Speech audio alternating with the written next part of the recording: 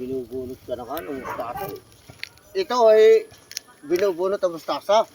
Hindi, walang dalang kutsilyo ay di bunot ang mustasa.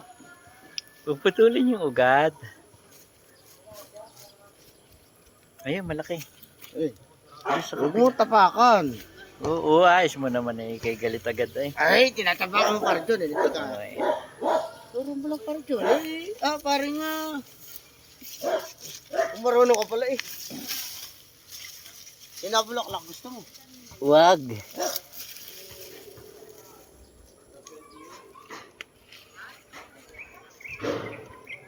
Sinamahan ko pa na isang pitkay ha. Ba't sino?